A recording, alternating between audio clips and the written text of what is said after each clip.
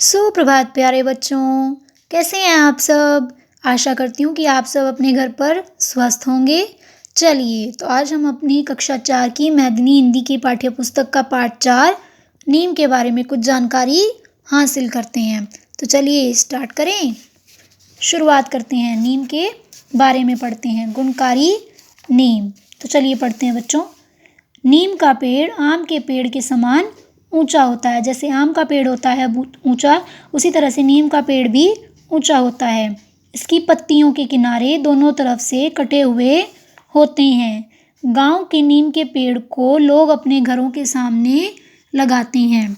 इसकी पत्तियां इतनी घनी होती हैं कि सूर्य की किरणें इसमें से होकर पृथ्वी तक नहीं पहुंच पाती। इसके जो पेड़ की जो पत्तियां होती हैं वो बहुत ज़्यादा होती हैं, जिसकी वजह से जो सूरज की किरणें होती हैं वो भी इस पेड़ के अंदर से होकर नहीं पहुंच पाती धरती तक।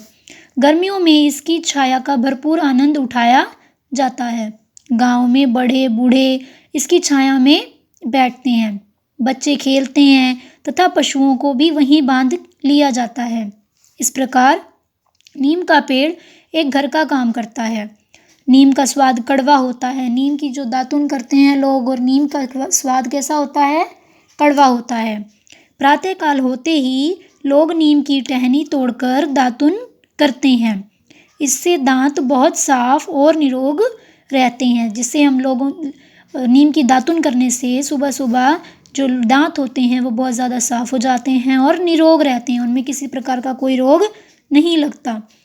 इससे उनमें कीड़े भी नहीं लगते। दांतों में कीड़े लग जाते हैं ना, तो हमें रोज़ नीम की दातुन करनी चाहिए, जिससे हमारे दांतों में कीड़े नहीं लगेंगे। नीम की प्रत्येक चीज़ काम आती है। इसके फूलों की सुगंध अच्छी और गुणकारी होती है। सुबह शाम चलने वाले मंद हवा, मंद मतलब थोड़ी थोड़ी हल्की हल्की हवा में इसकी गंध चारों ओर फैल जाती है। इसकी जो खुशबू है वो भी क्या है?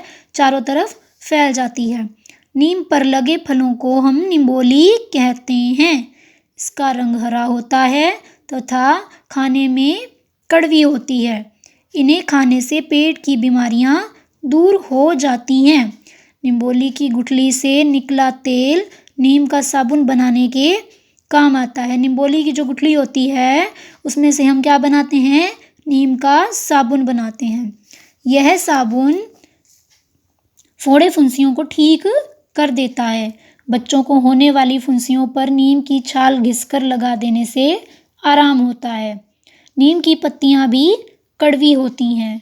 शीत ऋतु के अंत में नीम की पत्तियां झड़ जाती हैं। जब शीत ऋतु मतलब सर्दी का मौसम, सर्दी के मौसम में जब सर्दी के मौसम का अंत होता है, उस समय जो नीम की पत्तियां होती हैं वो झड़ जाती हैं। तब इनमें छोटी छोटी नई पत्तियां निकलती हैं। वे अधिक कड़वी नहीं होती, इससे लोग उन्हें खा लेते हैं। नीम की कोमल पत्तियों को खा लेने से आंखें नहीं दुखने पाती। नीम की पत्तियों को पानी में उबाल कर नहाने से दाद, खाज, फोड़े, फुंसी आदि नहीं होते। इसलिए हमें नीम की पत्तियों को पानी में उबाल कर फिर नहाना चाहिए। नीम की पत्तियों को लोग सुखाकर गर्म कपड़ों और किताबों में भी रखते हैं। ये सूखी पत्तियां अनाज में भी रखी जाती हैं, जिससे अनाज में कीड़ा नहीं लगता। जानते हैं क्यों? अनाज ऐसा करने से कपड़ों में, किताबों में और अनाज में कीड़े नहीं लगते। आगे पढ़ते हैं। नीम की सूखी पत्तियों को जलाकर उनका धुआं करने से मच्छर भाग जाते हैं।